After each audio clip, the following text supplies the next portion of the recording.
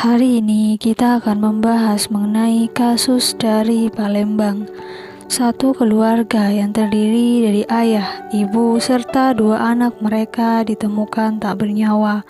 Keempatnya ditemukan tergeletak dengan mengalami luka di bagian kepala.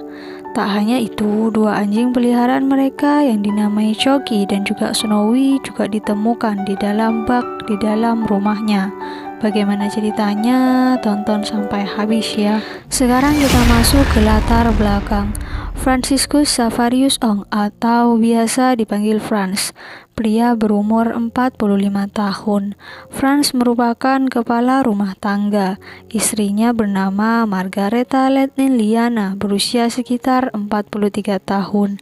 Dalam rumah tangganya itu, Franz dikaruniai dua orang anak, yakni laki-laki dan juga perempuan. Anak pertama mereka bernama Rafael Franciscus, berusia 18 tahun, dan anak keduanya bernama Kathleen Franciscus. Mereka hidup bahagia dan bergelimang harta. Hal ini terbukti karena memang Franz merupakan seorang pengusaha. Ada sejumlah bisnis yang selama ini ia tekuni. Tak hanya di Palembang saja, Franz juga mengembangkan bisnisnya di Batu Raja, Kabupaten Oku, Sumatera Selatan. Di Batu Raja itu, dia memiliki pabrik pengolahan tanah liat. Keluarga Franz tinggal di sebuah rumah di kompleks Villa Gria Kebun Sirih, Palembang. Di rumah mewah itu, mereka tidak hanya tinggal berempat saja, melainkan ada dua asisten rumah tangga yang mereka pekerjakan, yakni Dewi berusia 28 tahun dan juga Sarah Ferdinanti berusia 20 tahun. Keluarga Franz suka sekali dengan anjing. Mereka mengadopsi dua anjing yang diberi nama Coki dan juga Snowy. Keluarga bahagia itu sering membagikan momen keseharian mereka di media sosial, terutama Instagram. Istri Franz, Margareta, adalah seorang perempuan sekaligus ibu rumah tangga yang hobi olahraga yoga. Bahkan ia beberapa kali mengunggah kegiatan yoga bersama suaminya. Rupanya Margareta juga mengenal dekat aktor tampan Anjasmara yang juga seorang pelatih yoga. Gaya hidup mewah Margareta yang agak berlebihan di media sosial hingga sering menimbulkan penilaian negatif dari orang-orang. Meskipun seperti itu, Margareta membiarkannya saja dan tetap fokus dengan keluarganya. Ketika weekend tiba, Franz sering mengajak istri serta keluarga yang lain untuk makan serta quality time bersama ke sebuah restoran atau kafe mewah.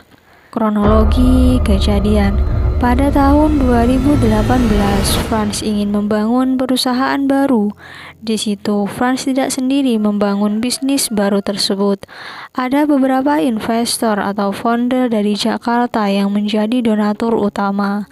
Biaya yang sudah ditanamkan sang founder mencapai 50 miliar rupiah.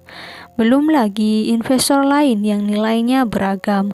Namun tidak diketahui alasannya, Franz hingga berbulan-bulan dia belum sama sekali teken kontrak dengan salah satu PT. Karena tidak kunjung diurus dan diteken oleh Franz, sang founder marah dan akhirnya lapor ke Polda Sumatera Selatan terkait kasus yang dia alami. Dari sinilah Franz mulai kelimpangan dan kewalahan. Karena tidak ada pilihan lain, Franz meminjam uang sebesar 8 miliar rupiah. Tak hanya itu, ada juga beberapa utang Franz kepada pengusaha lokal. Franz semakin bingung bagaimana cara mempertahankan dan juga membereskan perusahaan barunya itu. Franz sering gali lubang, tutup lubang. Karena terus-terusan seperti itu, akhirnya istrinya Margareta sering cekcok dengan Franz hingga Margareta berada pada titik terendah dan meminta pisah dengan Franz. Akibat percekcokan yang sering terjadi, keseharian mereka mulai berubah. yang dulunya penuh dengan kehangatan sebuah keluarga sudah tidak dirasakan lagi. Kedua asisten rumah tangga mereka menjadi saksi ketika mereka ingin berpisah. Mereka juga sempat memperebutkan hak asuh kedua anak mereka. Pada Rabu 24 Oktober 2018, Frans mengumpulkan seluruh karyawan serta para pembantunya untuk memberikan hadiah berupa uang serta cincin miliknya. Setelah selesai memberikan hadiah itu, semua karyawannya pergi. Hari mulai gelap, disitulah Frans mulai gelap mata. Dia langsung naik ke lantai 2 dan mengeksekusi istrinya sendiri. Istri Frans sedang tertidur pulas di atas kasur dalam kamarnya. Selanjutnya Frans bergegas pergi dan sempat duduk di luar kamar sambil merokok dan juga meminum kopi. Di situ Frans berpikir keras bagaimana cara menghabisi nyawa kedua anaknya, karena di sisi lain Frans sangat menyayangi mereka. Setelah mematikan rokoknya itu, Frans lalu turun ke lantai bawah, kemudian masuk ke kamar putra mereka yakni Raphael. Dilanjutkan masuk ke kamar Catherine. Semua rencana berjalan dengan lancar. Frans turun lagi ke bawah, kemudian dia melihat anjingnya. Dia tidak tega. Semuanya benar-benar terjadi begitu cepat. Semua sudah beres, bahkan anjingnya pun dihilangkan dalam bak kamar mandi. Yang terakhir Frans pikirkan adalah bagaimana dengan dirinya sendiri. Frans lalu masuk ke kamar mandi dan menguncinya dari dalam serta mendor dirinya sendiri. Pertama kali kejadian ini diketahui oleh kedua asisten rumah tangganya. Mereka berdua kaget ketika melihat majikannya yakni Margareta tergeletak di dalam kamar. Mereka tidak tahu apa yang sebenarnya terjadi karena mereka tidak mendengar apapun. Kedua asisten itu kemudian berteriak dan meminta tolong kepada tetangga. Disitulah tetangga berkerumunan dan segera melaporkan kejadian itu kepada polisi. Setelah kepolisian datang, mereka langsung mengamankan TKP. Mereka menemukan ada bekas puntung rokok, bercak darah dan juga asbak di luar kamar dan sisa kopi. Dari hasil penyelidikan polisi, terungkap bahwa pelaku tak lain tak bukan adalah sang kepala keluarga sendiri, yakni Franciscus Savarius. Hal ini semakin diperkuat dengan bukti senpi jenis revolver yang masih digenggam oleh Frans saat ditemukan. Ketiga anggota keluarganya itu dihabisi dengan cara didor satu persatu di bagian kepala, serta Frans sendiri tepat di bagian keningnya. Kapolda Sumatera Selatan Irjen Pol Zulkarnain Adinegara sudah menyatakan bahwa kasus ini murni bunuh diri. Selain itu, Irjen Pol Zulkarnain menduga bahwa Frans menggunakan bantal untuk meredam suara. Hasil uji balistik senjata itu hanya gagangnya saja yang dari pabrikan, sementara laras senjatanya buatan sendiri. Artinya senjata itu adalah rakitan sehingga letusannya tidak begitu keras.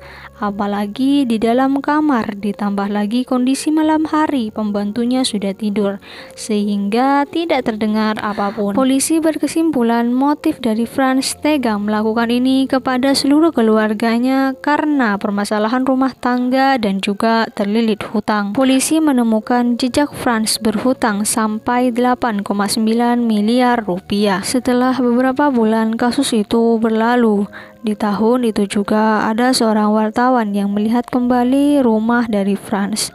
Sesampainya di lokasi, terlihat suasana rumah yang juga menyatu dengan kantor tempat kerjanya Frans dalam keadaan kosong. Sapu, sekop, dan juga selang yang biasa digunakan untuk menyiram halaman dibiarkan tergeletak begitu saja di depan rumah. Terlihat pula runtuhan daun-daun kering dari pohon yang persis di samping rumah mereka. Selain itu, tanaman hias yang berada di depan rumahnya layu dan juga kering tak terawat.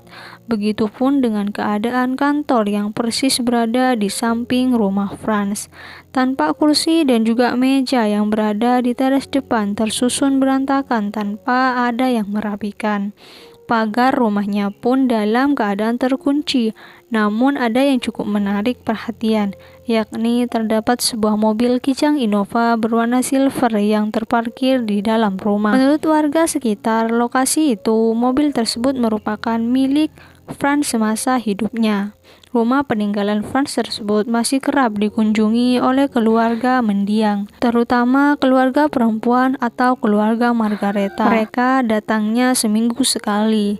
Itu pun juga mereka datang pada sore hari dan tidak lama. Mereka hanya lihat-lihat saja, kemudian mereka pergi. Itulah cerita mengenai satu keluarga yang ditemukan tergeletak di dalam rumahnya.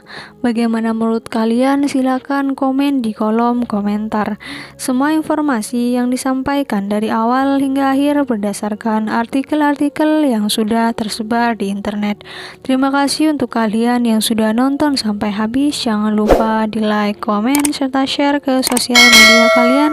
Jangan lupa di subscribe juga. Kita ketemu di konten-konten selanjutnya. Terima kasih.